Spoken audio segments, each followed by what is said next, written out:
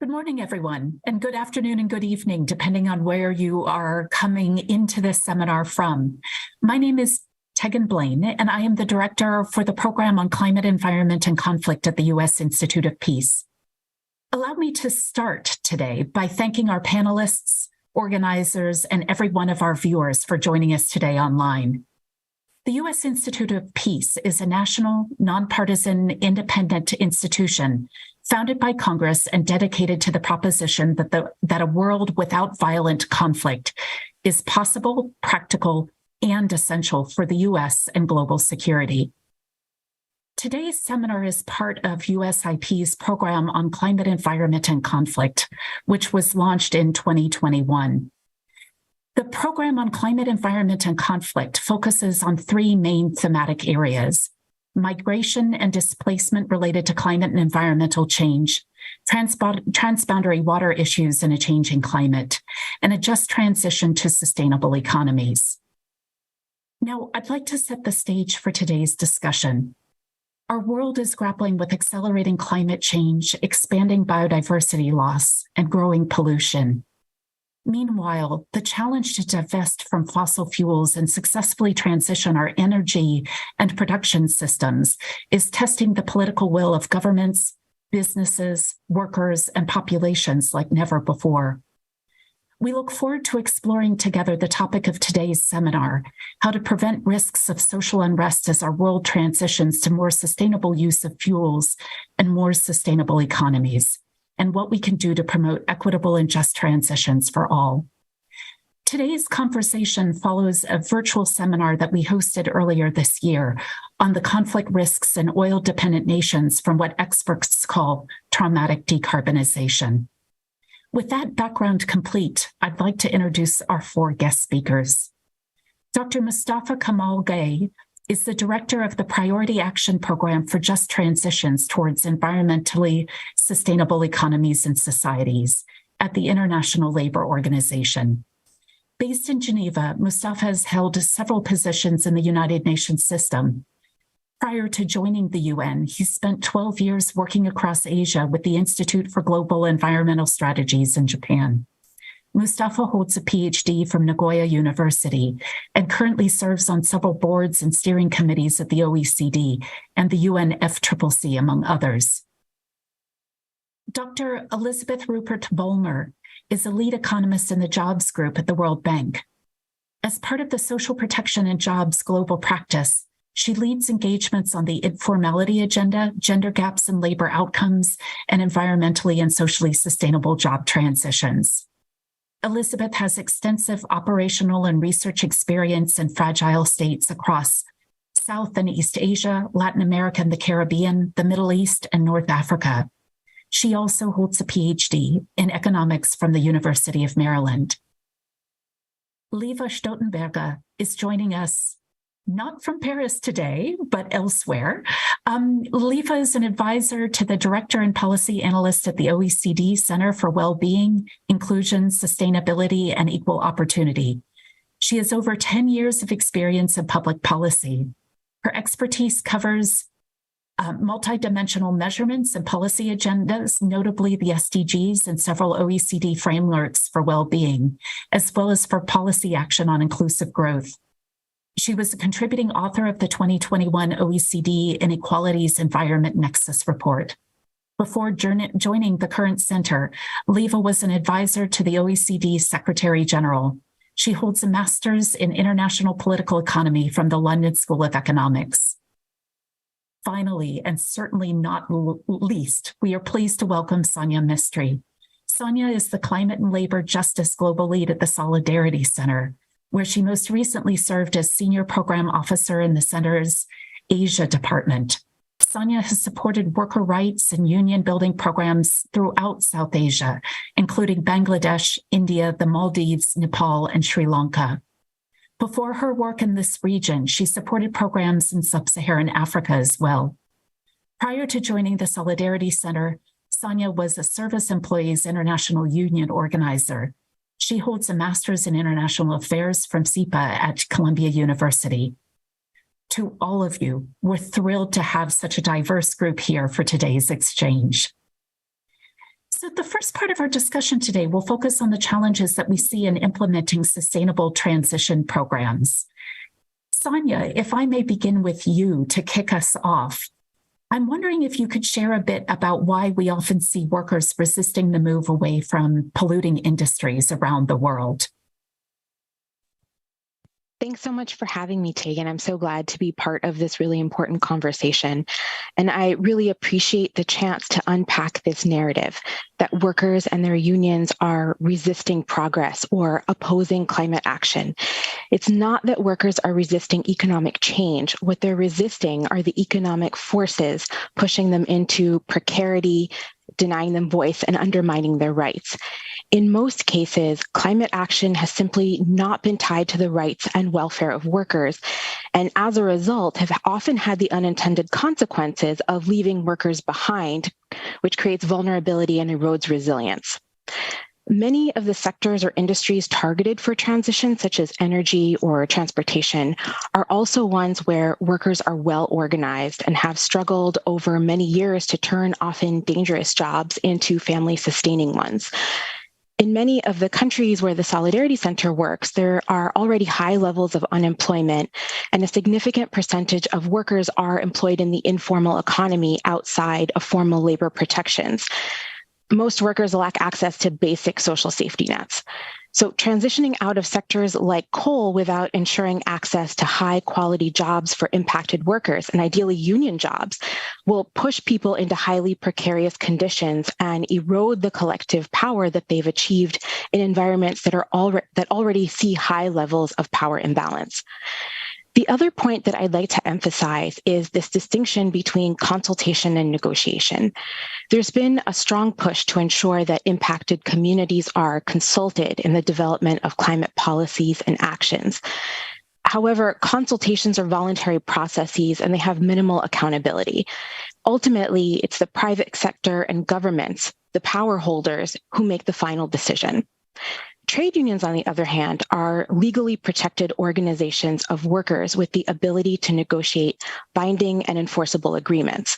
This usually looks like collective bargaining agreements, but unions can also engage effectively in tripartite structures or in other social dialogue mechanisms where transitions can be negotiated to ensure that the needs, rights, and welfare of workers are protected. I'd just like to give an example from Colombia to help illustrate how some of these issues are actually playing out.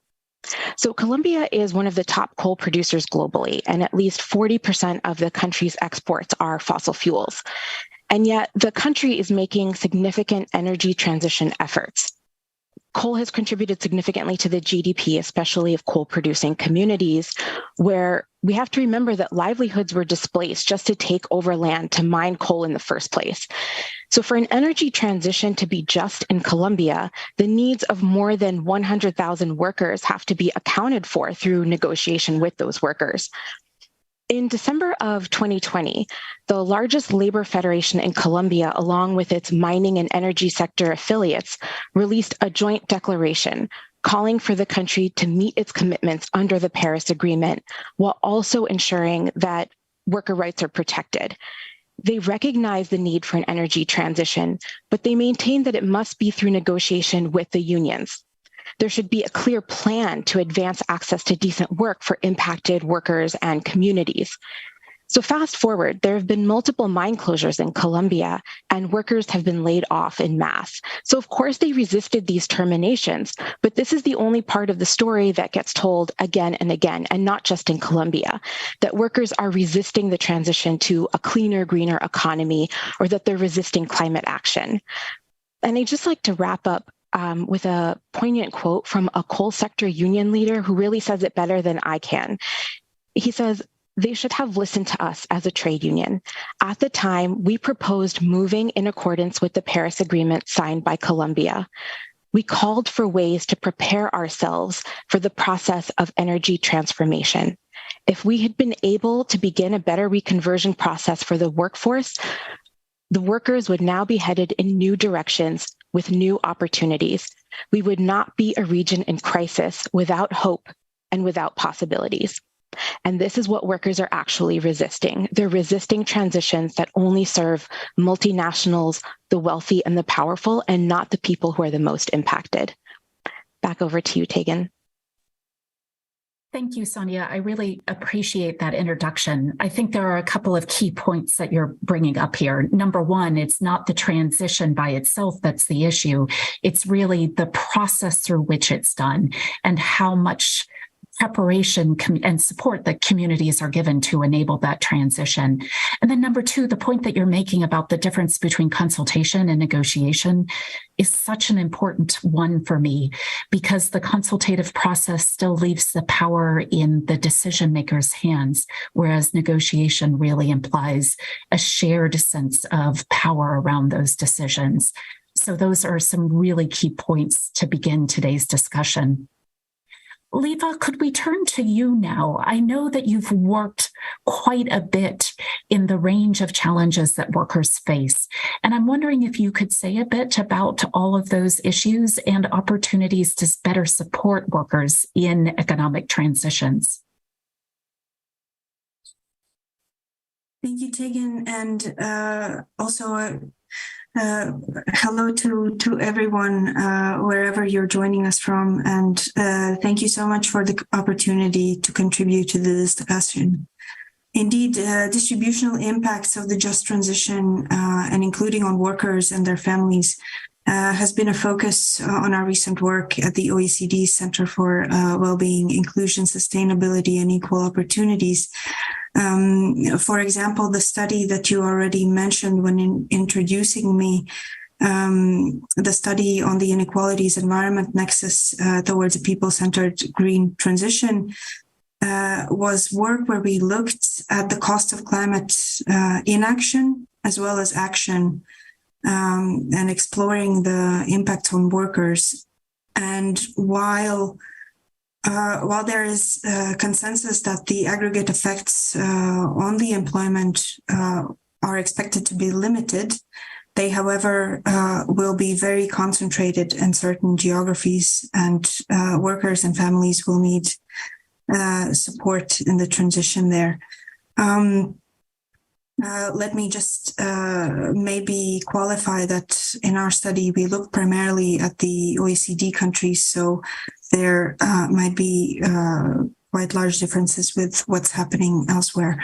But in the OECD, the workers displaced by the green transition will tend to be older, work in heavy and resource-intensive industries, and maybe of a lower skill level, although this really depends on the geography that you're looking at. Because, for example, in the EU, when the European Commission assessed packages to reduce greenhouse gas emissions by 55% in 2030 compared to 1990, they came to the conclusion that actually the higher skilled workers will be more negatively affected.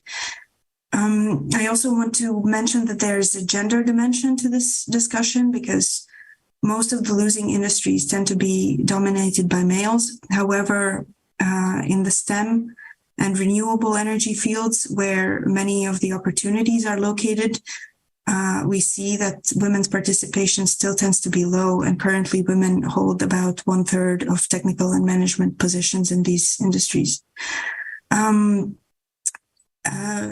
Turning to maybe the opportunities that will arise, of course, workers, as everyone else, will benefit from improved health from a green transition and avoiding the most disastrous effects of climate action. And we also see that youth with higher digital competencies will gain, which is a very welcome development, as youth are one of the groups that were particularly hard hit by the COVID crisis and also the ongoing cost of living crisis. But maybe if I take a step back and think about the broader challenges to implement sustainable transition programs, I could just mention three aspects that we also see in our research. The first is that we still often see that distributional and social impacts are considered as an afterthought or as an add-on in climate action and in climate packages, whereas our research shows that it needs to go hand in hand. And this approach would achieve a dual objective. First, it would help the people who are vulnerable to energy poverty, as well as the workers, their communities, their families, and the SMEs and the regions that need dedicated support. And second, it helps broaden the popular support that are needed for ambitious reforms. In the OECD, for example, we see that trust in government is at a very alarming level of, on average, 44%. So you need popular support to be able to implement just transition. And what might help here is looking at the other aspects that are going to improve with the green transition. And one of the things that we are looking at in the WISE Center this year is on population mental health. Because as the climate continues warming, climate anxiety has increased, and also extreme temperatures lead to increased rates in suicide. So maybe stressing other benefits in addition to avoiding the most catastrophic impacts of climate change can help in raising support. Just very briefly, the second point I wanted to make in the overall reasons why climate change packages fail is that the just transition considerations sometimes stop at the labor market, whereas they need to consider other relevant policies. For instance, to get workers to new jobs, which may be located elsewhere, they need reskilling, upskilling, but also adequate housing policy and the continuation of receiving social support and health and education for their children, with added complexities, of course, if we look across borders. And the final point that I wanted to make was indeed echoing what Sonia already discussed very eloquently and at length, is that we really need to amplify the voices of workers. And I think I have exhausted the time that you have allocated, but just wanted to mention briefly example from Germany, which phased out coal already starting in 2007. And their workers were included in the decision making, and this helped avoid large employment losses, although there was a penalty in what they were able to negotiate in receiving. They received lower earnings, but avoided employment losses. So it's a glass half full, but at least there is some water in it. And thank you. I'll stop there for my initial remarks, and hopefully we can return to some of them. Thank you, Tegan.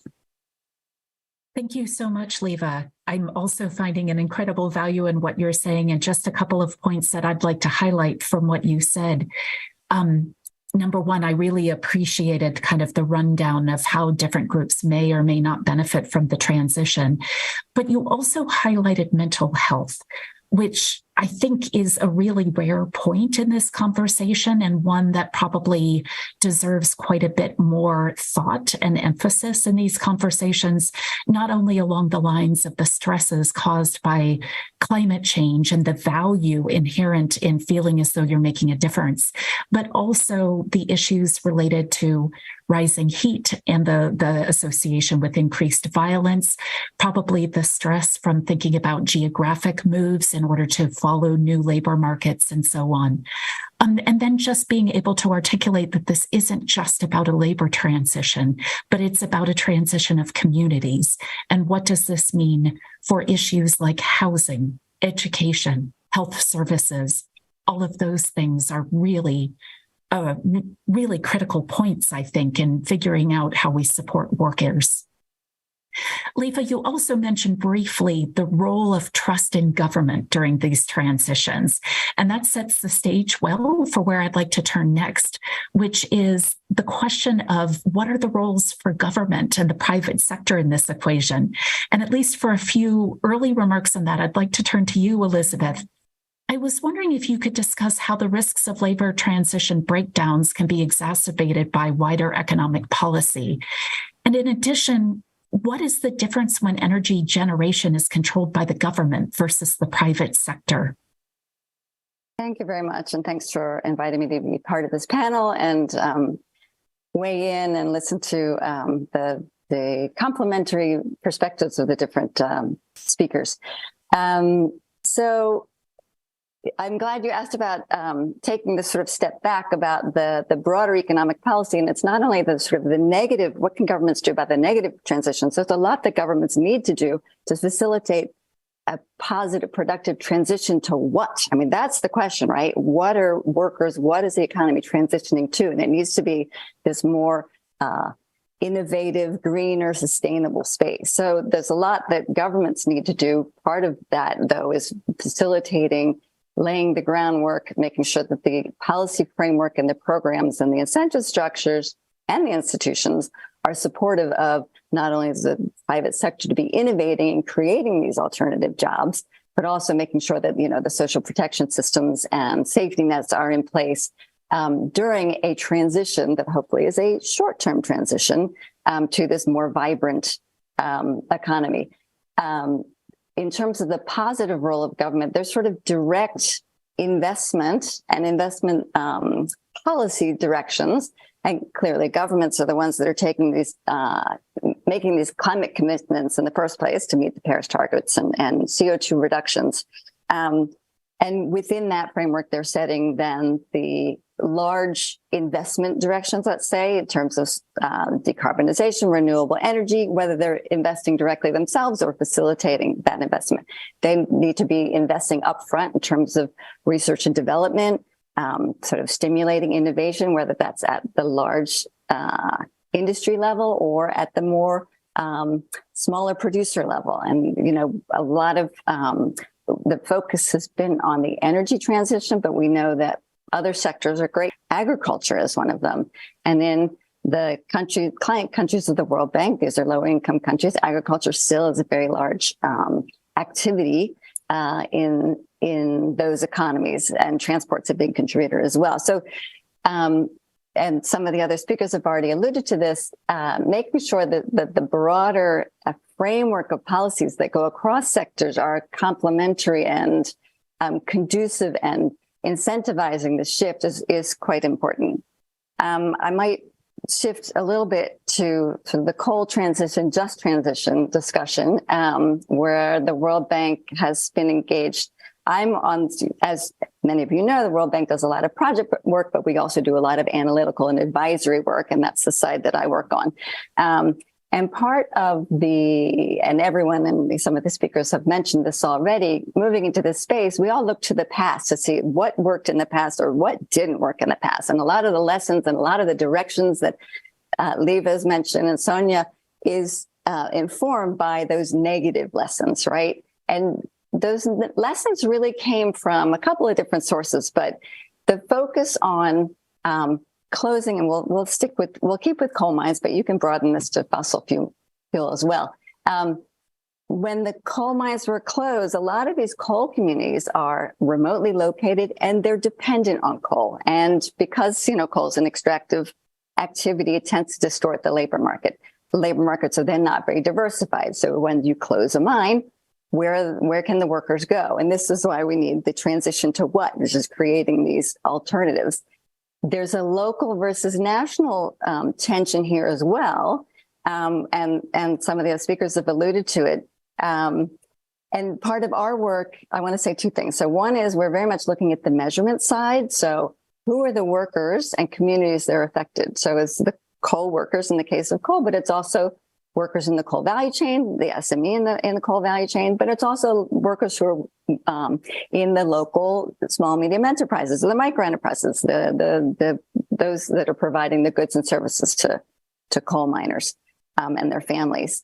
So informed by this sort of negative experience or negative experience from the past, but also the over concentration or lack of diversification in these local economies, the World Bank approach now is much broader, and it's using this sort of three pillars: institutional and governance, that's sort of laying the framework for making decisions and bringing multiple stakeholders in. There's the people and communities, so that's the labor market, local, national, but also the communities, right? And then the land repurposing, which is sort of remediation, repurposing, crowding in positive activities and reducing, pollution, methane emissions, things like that. I think I want to make a comment that was raised by some of the other speakers of, so it's in addition to the directly affected workers, a lot of our work then measures what are the characteristics of the indirectly affected workers, and then what are the policies that can help this labor transition. And indeed, it needs to be social protection policies. It needs to be active labor market policies like retraining and things like that. One of the real challenges that comes from these coal-dependent communities is there aren't a lot of other jobs to move to, and it depends on the country. And obviously, that we have a whole range of countries from sort of advanced economies and also low-income economies and high degrees of informality. So one of the challenges is finding out who those indirectly affected workers are, because many of them are informal. And this goes to Sonia's point. How do we consult them in a meaningful way when they don't have voice? They're not members of unions. So a big part of our focus, the World Bank approach, has been much broader stakeholder mapping. So who are the various different stakeholders, and then consultation. But it's a challenge having this meaningful consultation or negotiation when you have a framework where they don't have a voice. So that's a real challenge for all of us to think about how to give these indirectly affected workers, communities, families a voice. And just to maybe share a final point is to some of our project engagement, or say project design, make specific upstream analysis and advice and policy framework work. So laying the foundations for well before the mine is closed or whatever the big transition is. And then I was going to say something else. It went straight out of my head. Darn. In terms of then having specific mechanisms and allocating specific resources to invest in the community in a way that the community wants the investment. So that might be social infrastructure, that might be some other kind of local infrastructure, but giving the communities a voice of what they want, what their priorities are. And in that way, it's trying to bring them into the conversation, create buy-in to the transition process, but also sort of stimulate this kind of, ideally a very dynamic economy where workers and their families have lots of options. I'll stop there. Thanks. Thank you so much, Elizabeth. Number one, I really appreciated your reminder to all of us that a sustainable economic transition in the context of climate change is not just about energy, it's also about agriculture. And we probably ought to be having discussions about what this means for agricultural workers as well. But I also appreciated you talking through the World Bank way of thinking about the role of government in making decisions, and then the importance of community, but also the importance of thinking about how to repurpose the land that has been used for certain enterprises.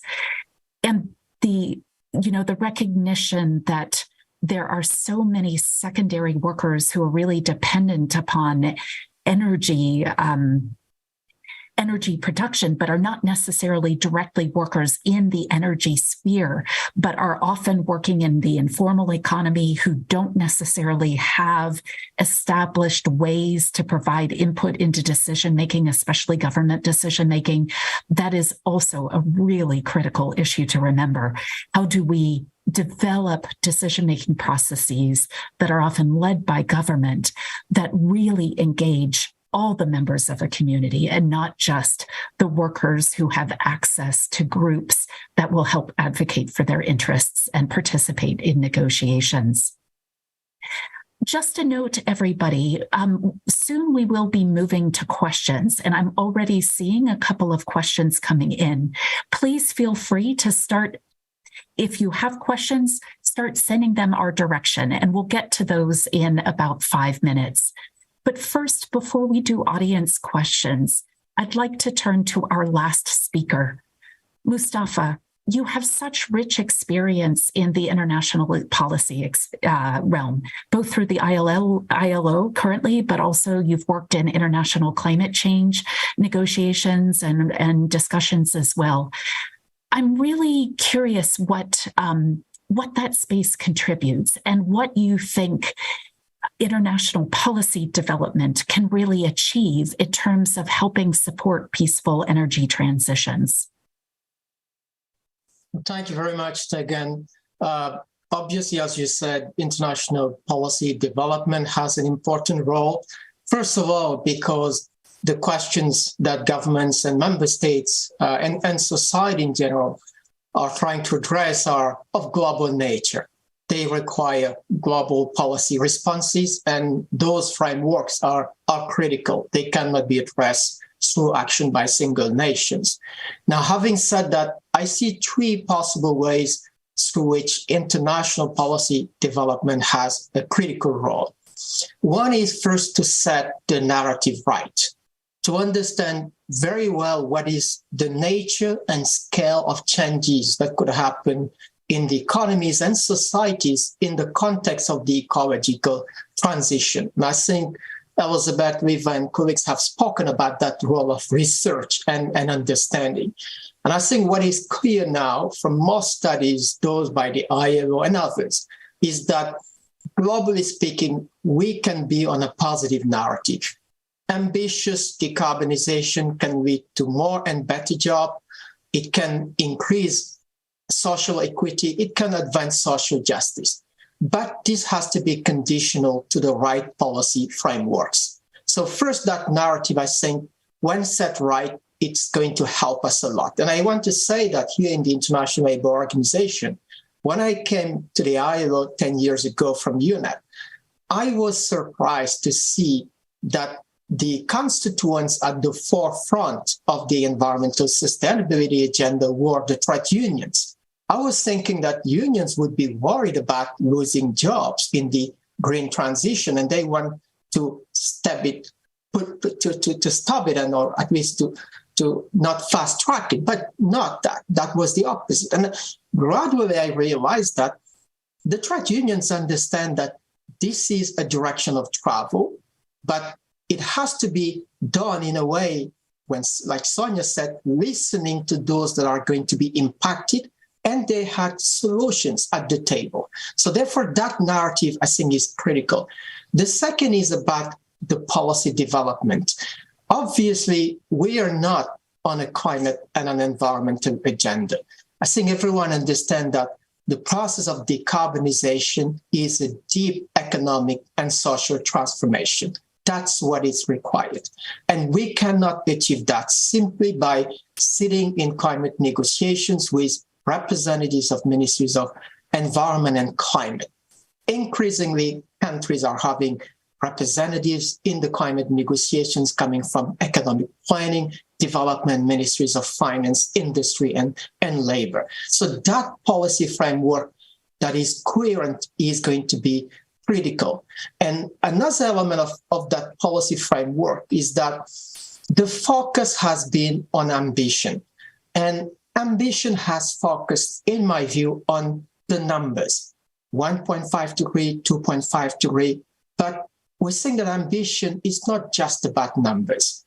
Ambition is about people. It is people able to transform the way they work, having the right skills and capabilities to transform the way society operates, enterprises that are able to innovate and have different business models. So that human dimension has not been given, in my view, the attention that it requires. So therefore, I think bringing it back with the climate agenda and the climate ambition is going to be critical. And when it comes to that policy, I think colleagues have spoken about policy content, but policy process matters as much as content. And this is where social dialogue, stakeholder engagement is going to be critical. Unfortunately, we have reviewed the International Trade Union Confederation has reviewed the nationally determined contributions, and they found that only 1 out of 9 out of 10 NDCs involve effective social dialogue. So there is a deficit of social dialogue in the climate process, climate making process. We have studied collective bargaining agreements at the enterprise level, and we find that 23% only of the collective agreements we examined address environmental sustainability issues. So therefore, there's a deficit of engagement and dialogue, both at the national level, but also within enterprises. And then finally, Tegan, I think international cooperation. So we must recognize that all countries face the same challenges, but they do not have the same capacity to respond. So this is why international cooperation, solidarity is going to be critical. And these are important elements of the UNFCCC, but that also brings the important agenda of a just transition. So there needs to be policies recognizing that we have opportunities for social and economic gains, but there is going to be unavoidable damage. Some will lose jobs, income, some enterprises will face difficulties. So there is an important role for social protection, but also government support, especially for small and micro enterprises and those workers in the informal economy. So I think to end, the international policy framework has to be comprehensive and coherent, recognizing that we are not dealing with an environmental agenda.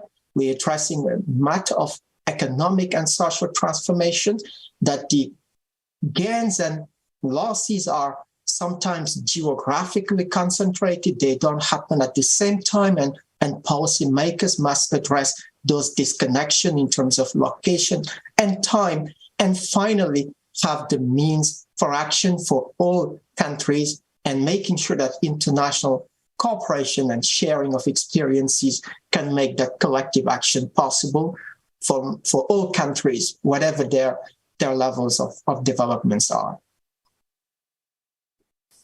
Thank you so much, Mustafa. I really appreciate your insights here.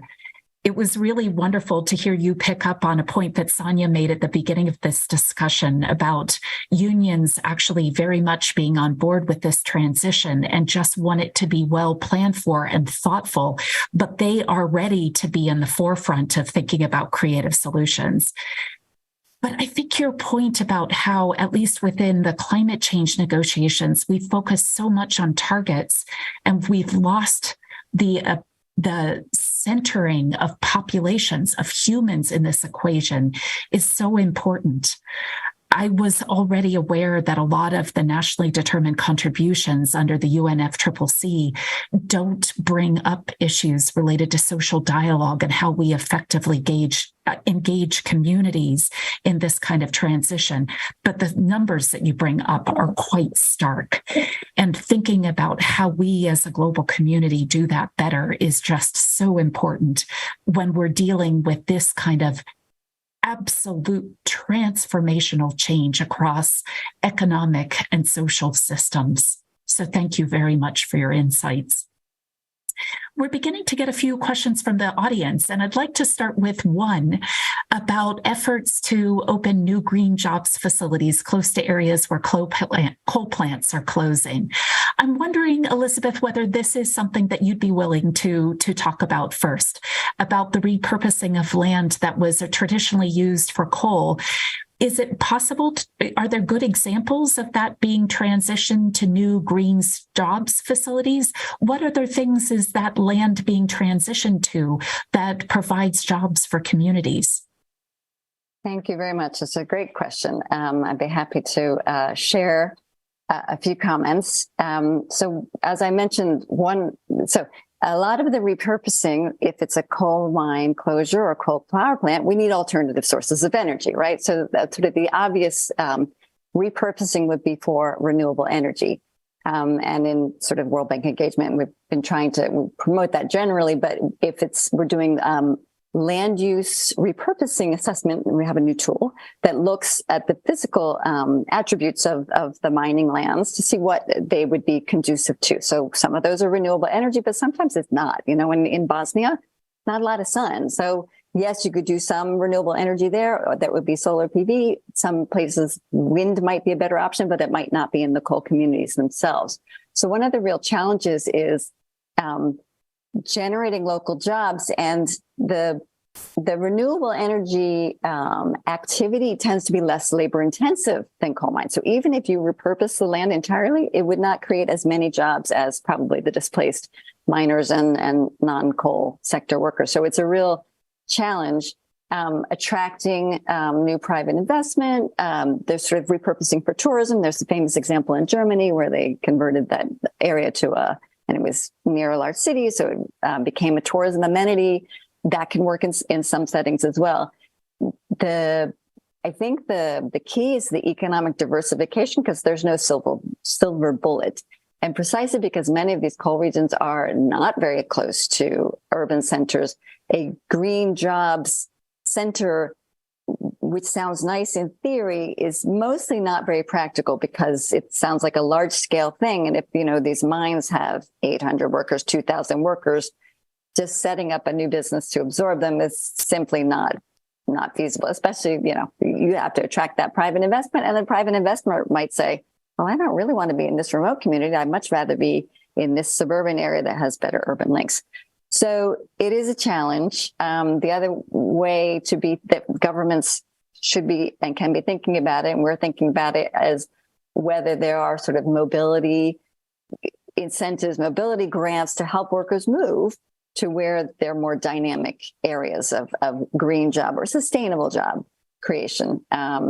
And one of the interesting things that's coming out of our research in Poland, and we're going to do a similar thing in Bosnia as well, is looking at workers' skill profiles to sort of understand how that fits with the broader demand in the labor market, nationally as well as locally, but then also workers' preferences.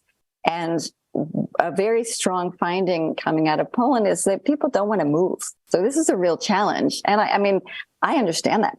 I don't want to. I own my house. It would be difficult to move. My husband has a job. My kids are in this school. It's very hard to pick up sticks and move. So finding that balance of creating local opportunities that some people will say, great, that's good enough. This is fantastic. I get to stay here. That meets my needs. Whereas other people who might be younger, maybe they're in their 20s, they say, oh, actually, I'm going to look for my green, dynamic, digital opportunity elsewhere. So it's a challenge. It's something that we all need to sort of get our heads around stimulating. Thanks. Thank you, Elizabeth. That's really, really useful. We have another question that's come in about specific groups that are more at risk of being left behind than others. And Leva, I know that you initially made some comments about that, and I'm going to return to you in a moment.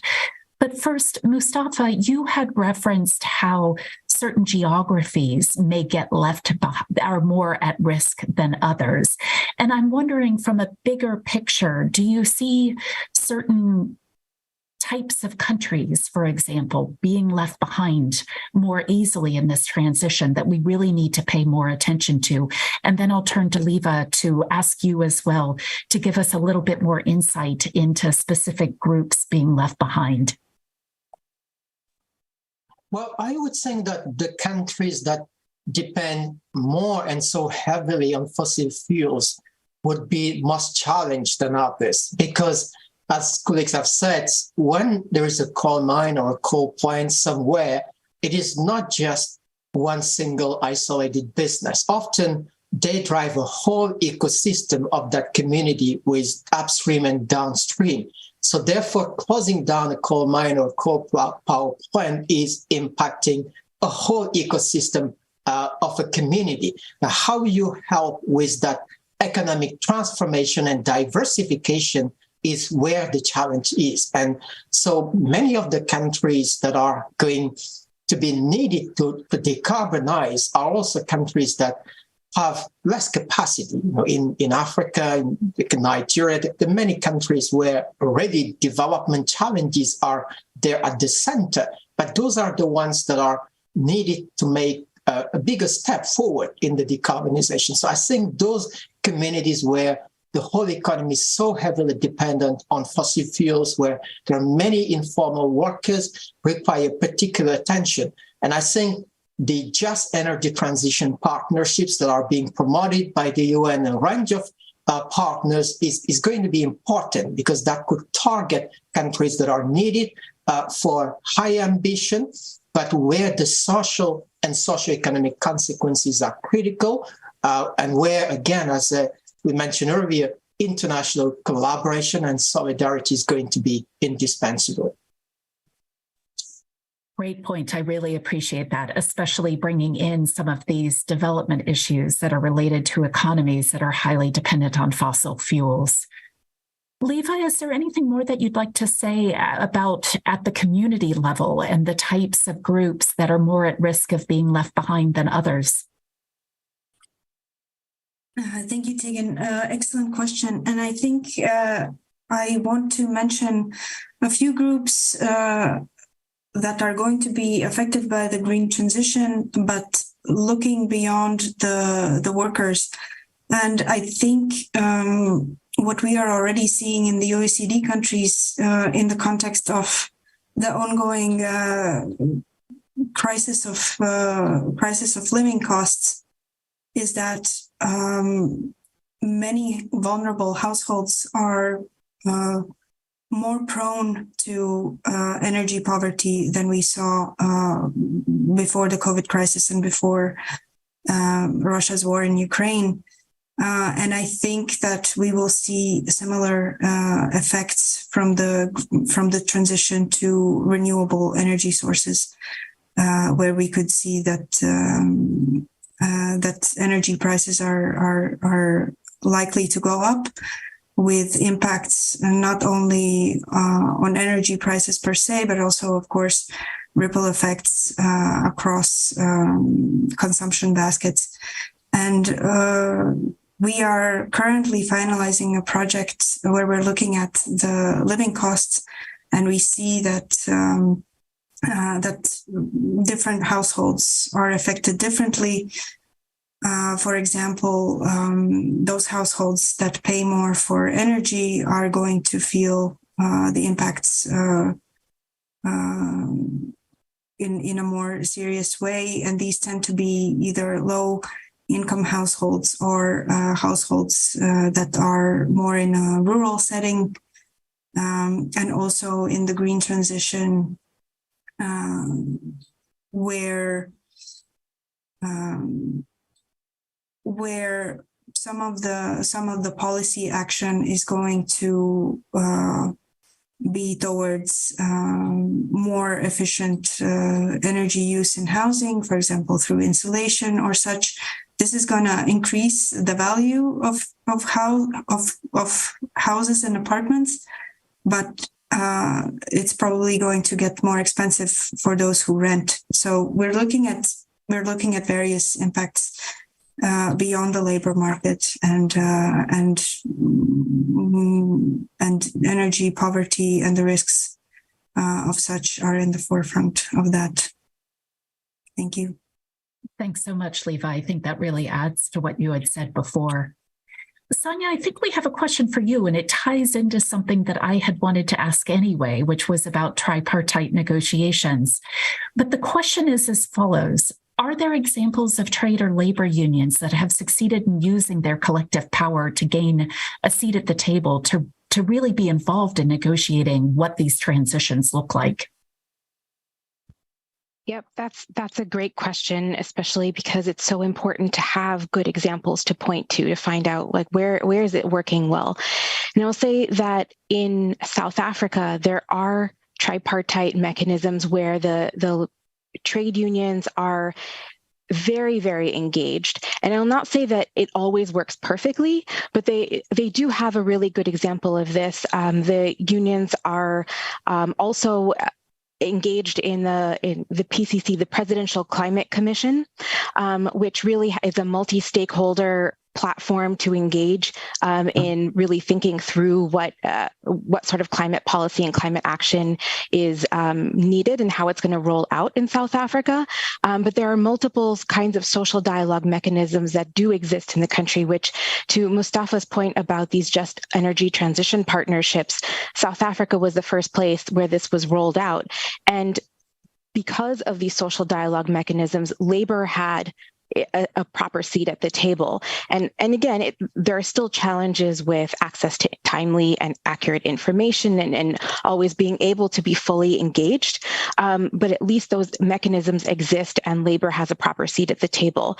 Where these kinds of JETPs are rolling out in other countries that don't have social dialogue mechanisms, then automatically you're starting several steps back, where labor has to first, get that access to information, get a seat at the table, and now we're talking about a much further distance that we have to go to actually be able to engage in those kinds of tripartite discussions and negotiations. So I think South Africa is a great example of this. Thank you so much, Sonia. I had really wanted to slip in a question about private sector finance and the responsibilities of private sector companies in this space. However, we only have about 10 minutes left, and I wanted to give each of you a chance to make a couple of closing comments. And so if any of you have any thoughts about the roles of the private sector, please feel free to slip that in your closing remarks. But in terms of the last question for all of you, I just wanted to invite all of you to offer a couple of closing comments on what we've learned in this space. What is one thing we should do less of and one thing we should do more? Who would like to start?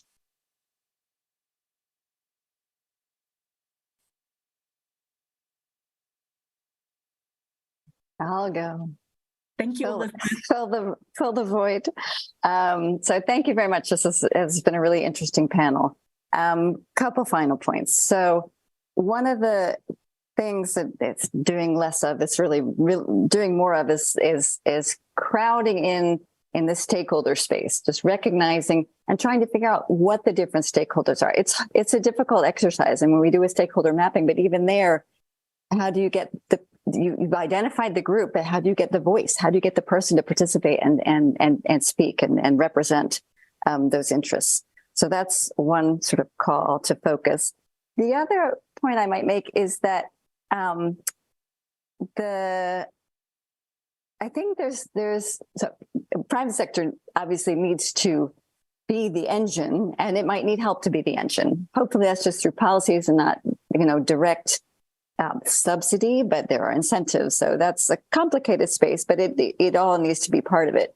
And one thing that's coming out very much out of the COPs and within the World Bank is how much can the World Bank or other development institutions finance directly? It's a small share. So we have to mobilize private finance. Otherwise, we're not going to achieve the objectives. But I just want to make one point about the sort of shifting to the or focusing on the low-income country context.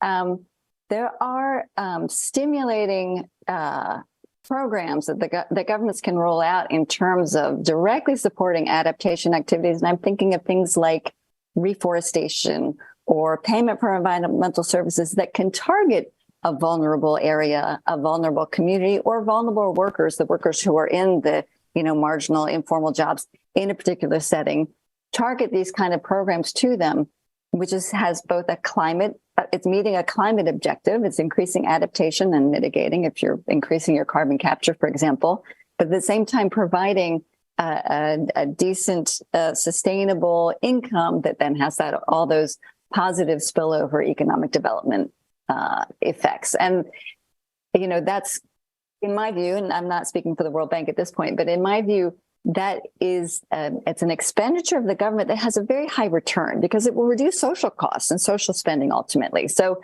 I see that as an important space for all countries to be getting into in the early stage without maybe, while they're thinking about how to tackle the gigantic energy transition, start doing these smaller scale adaptation activities. Thanks.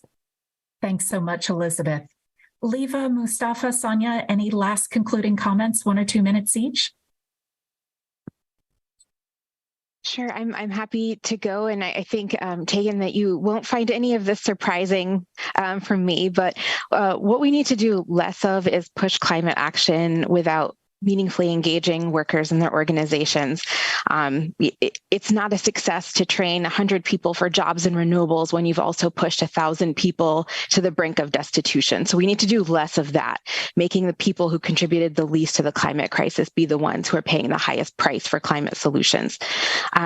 So what we should be doing more of is negotiating with workers and their unions, which requires planning, and it will probably feel very challenging for decision makers and power holders who aren't actually used to doing this. But the end result will be so much better, and not only for workers, but also their families and entire communities. A well-planned, negotiated transition actually builds resilience and promotes much greater well-being. To Mustafa's point about moving beyond the numbers, this would actually build much greater well-being, which would magnify the impact of climate policies. Thank you so much, Sonia. Leva, you were off mute for a moment. Should I invite you next and then leave the final word to Mustafa? Thank you, Tegan.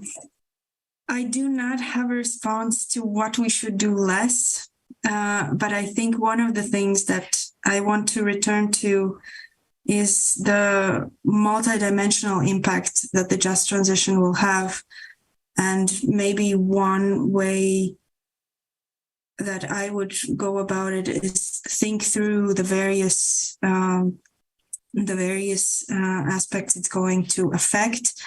For example, take your pick in a multidimensional framework, be it the SDGs or be it the OECD well-being framework, or be it your national multi-dimensional development strategy, and how are the various dimensions, be it income, housing, education, health, safety, social connections, how are each of these going to be affected by the green transition? And then see if your priorities are still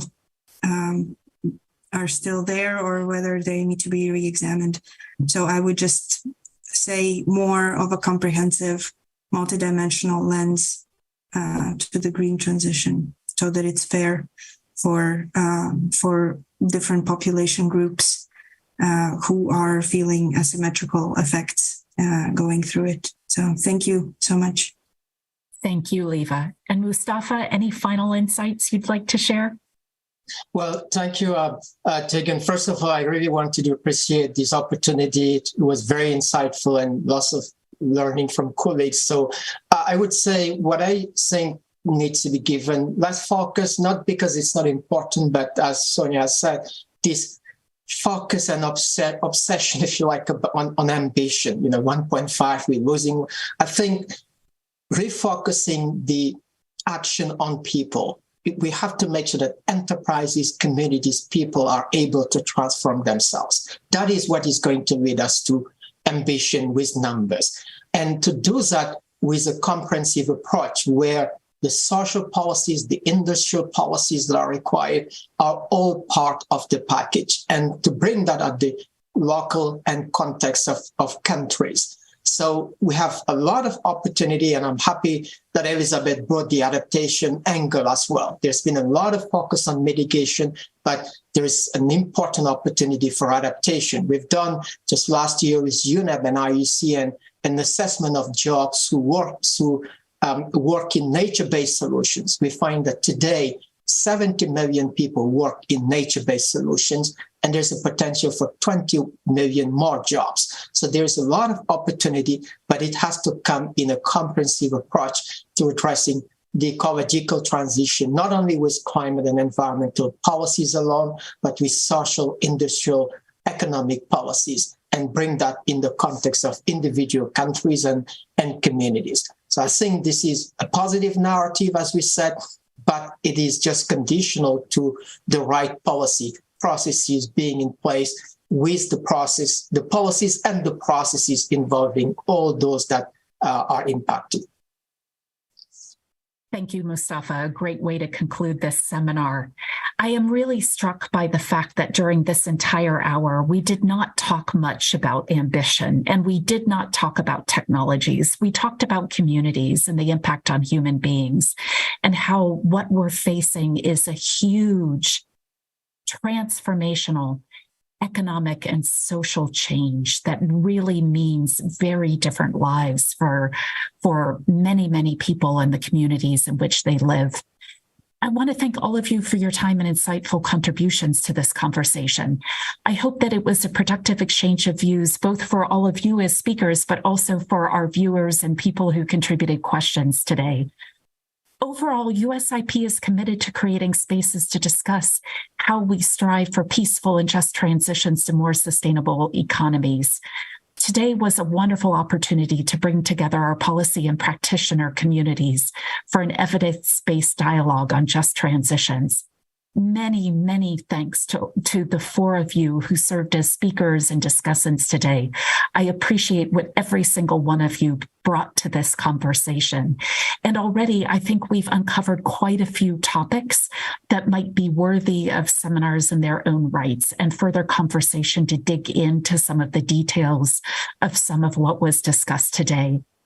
Thank you very much to all of our viewers and to the people in the background making this seminar happen.